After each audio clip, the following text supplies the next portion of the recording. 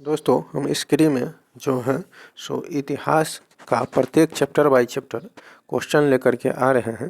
तो ये हमारा प्रथम कड़ी है और प्रथम कड़ी का सब्जेक्ट है प्राचीन भारत के प्रमुख स्रोत। तो इसके बारे में एक एक करके लगभग 35 क्वेश्चन है इसमें और बहुत अच्छी क्वेश्चन है, व्याख्यात्मक रूप से हैं। आप एक या दो बार इस वीडियो को देख लेते हैं तो निश्चित रूप से इस चैप्टर से संबंधित कोई किसी भी एग्जाम में आने वाले क्वेश्चन आपसे नहीं छूट पाएंगे। तो चलिए देखते हैं बिना देरी किए हुए। प्राचीन भारत के इतिहास के प्रमुख स्रोत कौन कौन से हैं?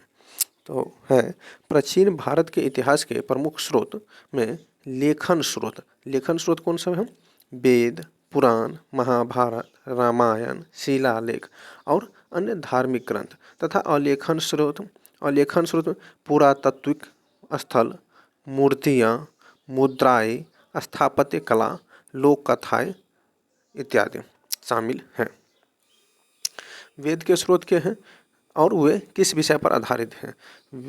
तो उत्तर है इसका, वेद प्राचीन भारतीय इतिहास के 4 प्रमुख स्रोत हैं।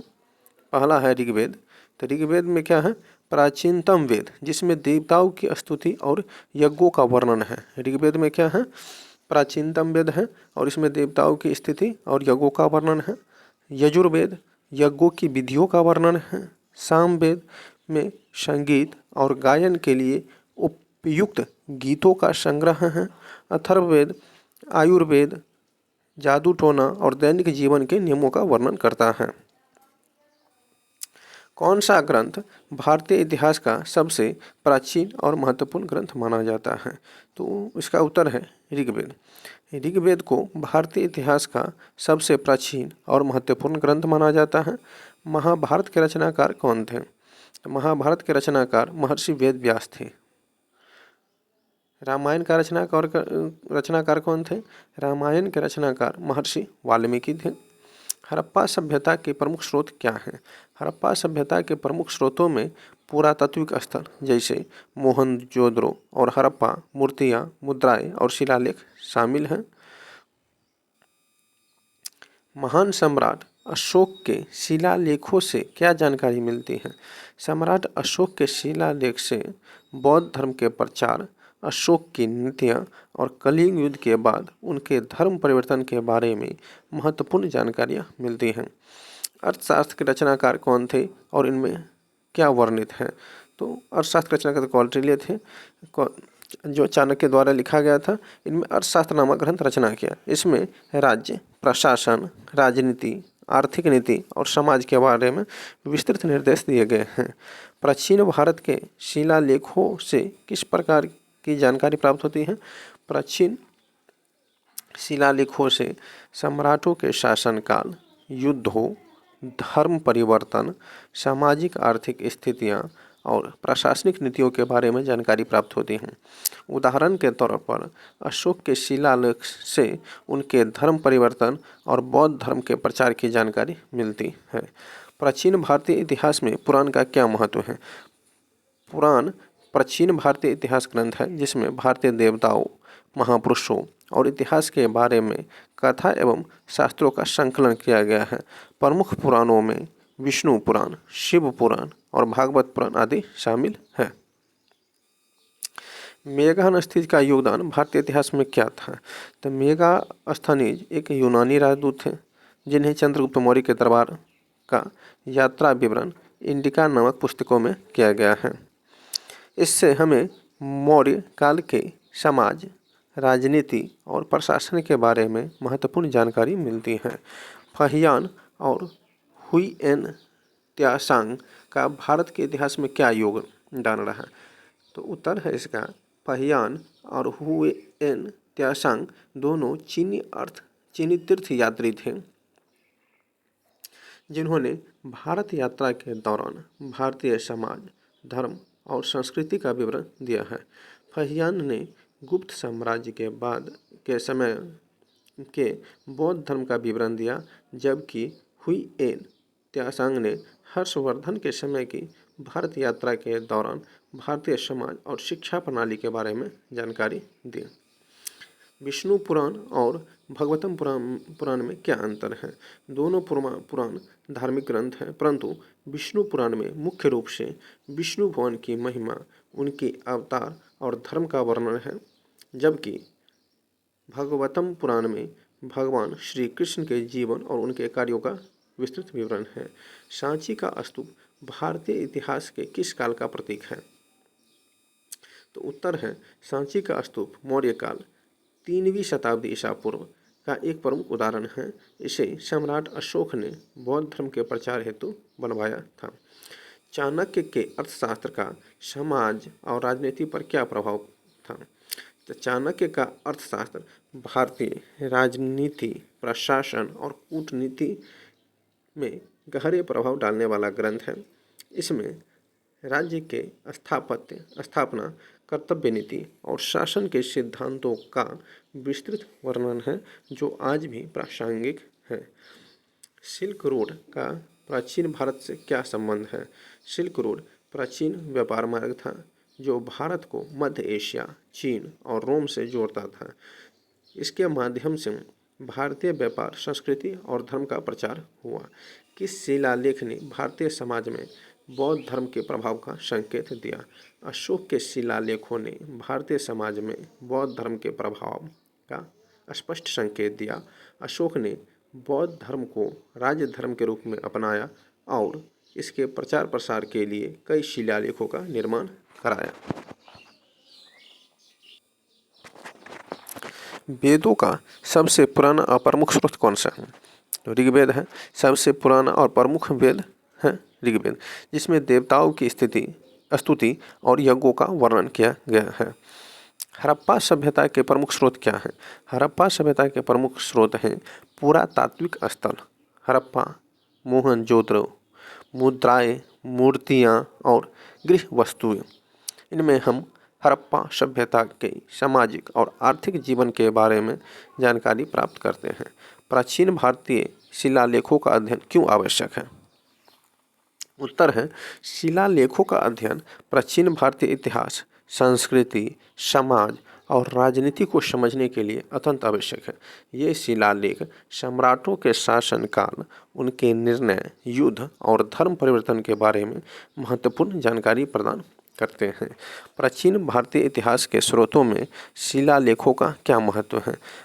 शिलालेख प्राचीन भारत के सम्राट, उनकी नीतियाँ, युद्धों, विजय और धार्मिक आस्थाओं का साक्ष्य प्रदान करते हैं।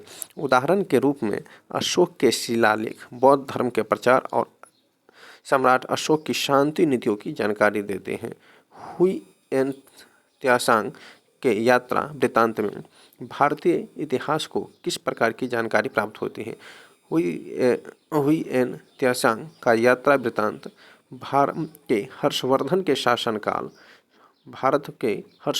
शासनकाल, समाज, शिक्षा प्रणाली, बौद्ध धर्म, भारतीय संस्कृति के बारे में विस्तृत जानकारी प्रदान करता है। यह वृत्तांत हमें उस समय की धार्मिक और शैक्षिक स्थिति को समझने में मदद करता है। मेघास्थनीज ने भारत के बारे में क्या लिखा है? मेघास्थनीज ने चंद्रगुप्त मौर्य के दरबार का विवरण अपनी पुस्तिका इंडिका में किया है। इसमें मौर्य साम्राज्य, भारतीय साम्राज्य, संस्कृति और प्रशासन के बारे में जानकारी दी गई है। अर्थशास्त्र में कौटिल्य ने किस प्रकार की शासन व्यवस्था का वर्णन किया है? कौटिल्य चाणक्य के अर्थशास्त्र में सम्राट की भूमिका, प्रशासन की व्यवस्था, सेना, न्याय प्रणाली, कर प्रणाली और कूटनीति पर विस्तृत चर्चा की गई है। इसमें राज्य के संस्थागत ढांचे और शासन की नीति को प्राथमिकता दी गई है। कौन सा शिलालेख सम्राट अशोक द्वारा किए गए धर्म परिवर्तन को दर्शाता है? अशोक के शिलालेख में विशेष रूप से कलिंग युद्ध के बाद सम्राट अशोक द्वारा बौद्ध धर्म अपनाने और धर्म के प्रचार का उल्लेख किया गया है। शिलालेखों में यह भी वर्णित है कि अशोक ने अहिंसा और शांति की नीति अपनाई। विष्णु पुराण और भगवतम पुराण में क्या अंतर है? विष्णु पुराण में भगवान विष्णु के 10 अवतारों और उनके कार्यों का वर्णन किया गया है, जबकि भगवतम पुराण में विशेष रूप से भगवान श्री कृष्ण के जीवन, उनके लीलाओं और उनके उपदेशों का विस्तृत वर्णन है। प्राचीन भारत में कौटिल्य या चाणक्य के योगदान को कैसे परिभाषित किया जा सकता है? उत्तर है, कौटिल्य चाणक्य ने न केवल अर्थशास्त्र नामक ग्रंथ की रचना की, बल्कि उन्होंने मौर्य साम्राज्य की स्थापना में भी महत्वपूर्ण भूमिका निभाई। उनका कूटनीतिक ज्ञान और राजनीतिक दृष्टिकोण भारतीय इतिहास में अमूल्य योगदान है। भारतीय पुरातात्विक स्थल हड़प्पा और मोहनजोदड़ो का महत्व क्या है? उत्तर, हड़प्पा और मोहनजोदड़ो की सभ्यता प्राचीन भारतीय इतिहास के सबसे महत्वपूर्ण पुरातात्विक स्थल है। इन स्थलों से हमें प्राचीन भारत की शहरीकरण, कला, व्यापार और समाज की संरचना के बारे में महत्वपूर्ण जानकारी मिलती है। यहाँ पाए गए मिट्टी, बर्तन, वस्त्र और ताम्र मुद्राएं इस समय के उन्नत विज्ञान और कला को दर्शाती हैं। सम्राट अशोक के शिलालेखों से हमें भारतीय समाज की कौन कौन सी विशेषताएं ज्ञात होती हैं? उत्तर है, सम्राट अशोक के शिलालेख से हमें यह जानकारी मिलती है कि उन्होंने धर्म परिवर्तन, अहिंसा, समानता, धार्मिक सहिष्णुता और जन कल्याण की नीति अपनाई। इन शिलालेखों से यह भी पता चलता है कि अशोक ने बौद्ध धर्म के प्रचार के लिए दूर दूर तक मिशन भेजे थे। प्राचीन भारतीय इतिहास में कौन कौन से विदेशी इतिहासकार थे जिन्होंने भारतीय सभ्यता का वर्णन किया? प्राचीन भारतीय इतिहास के कुछ प्रमुख विदेशी इतिहासकार थे। हेरोडोटस ग्रीक इतिहासकार थे।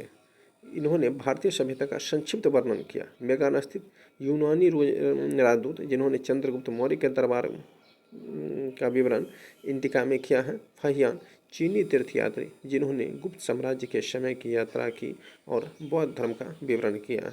हुई त्यास्यांग चीनी तीर्थयात्री जिन्होंने हर्षवर्धन के शासनकाल की यात्रा की और भारतीय समाज, संस्कृति और धर्म का वर्णन किया।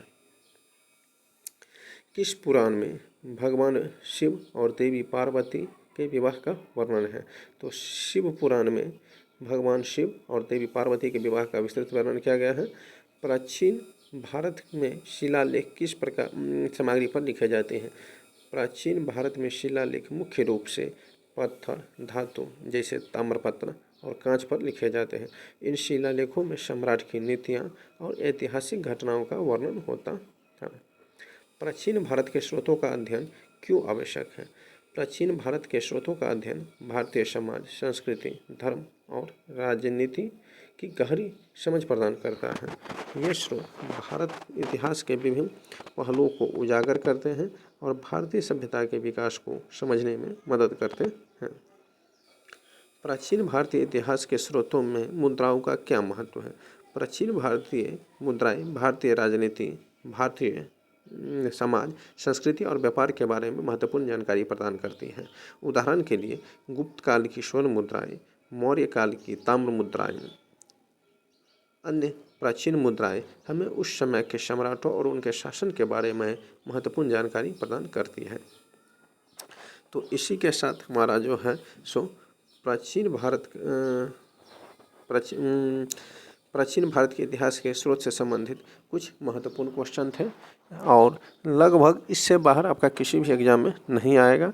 तो 1 से 2 बार इसे आप देख लीजिएगा तो यह आपके किसी भी एग्जाम में काफ़ी सहायक सिद्ध होगा। धन्यवाद। अगर आपको हमारा वीडियो अच्छा लगता है और इसी तरह की कंटेंट आप और आगे चाहते रहते हैं या कुछ आपका सुझाव है तो लाइक एवं सब्सक्राइब करें और हम आपके सुझावों पर निश्चित रूप से अमल करके उसमें आपके अनुकूल वीडियो प्रोवाइड कराएंगे। धन्यवाद।